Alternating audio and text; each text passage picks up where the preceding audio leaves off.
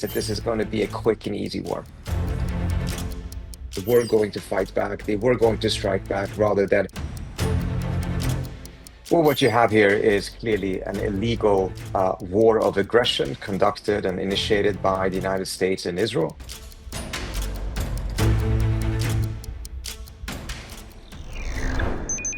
Well, what you have here is clearly an illegal war of aggression conducted and initiated by the United States and Israel, and a response from the Iranians in which they are actively trying to expand the theaters of war to also include several of the GCC states.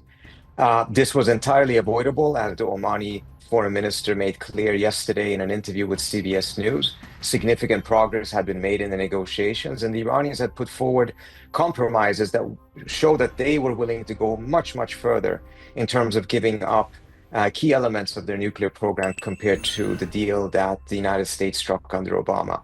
So Trump had every opportunity to declare victory, take a very, very good deal. Instead, he opted to go for war because it appears that he is looking for submission and a humiliating surrender rather than actually an advancement of U.S. interest. No, I think what you saw in the first round of attacks is that this is not at all as intense as was the June 12th war. So I suspect that over the course of the 24 next hours, we're going to see a dramatic intensification by the United States in its targeting of Iran. And that will likely also then be responded to by the Iranians with a very, very significant intensification on their end as well. I think that many of us had predicted that this is how Iran would respond, but I think many of us had not predicted that this would be an escalation that would go this fast in the early stages. The fact that the targeting of the GCC states happened right away, I think, took many people by surprise.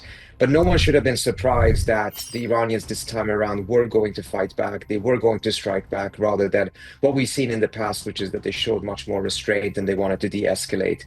This time around, it seems like their belief is that the only way to de-escalate is for them to strike back as hard as they can. Yes, I think what they, it's not just from the last day's war, but from the previous experiences in which the Israelis struck them, the US struck them, and they always responded, but in a way that was very limited and restrained.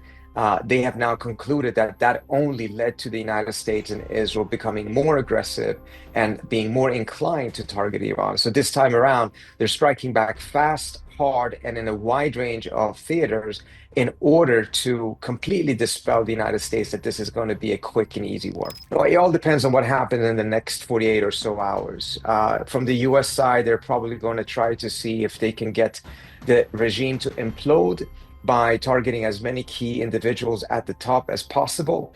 And if that happens, to see if that then leads to a collapse of the state or the collapse of its armed forces at a minimum. And from the Iranian standpoint, I think they're going to try to strike back as hard as they can at Israel, at the United States, bases in the region, potentially other targets as well, and essentially make this as costly as possible for the United States so that Trump rethinks his strategy and backs off. Well, I think, first of all, Europe is largely irrelevant. Europe has made itself irrelevant. It is no longer a diplomatic force. It is no longer a military force. And economically as well, it is not the force that it used to be.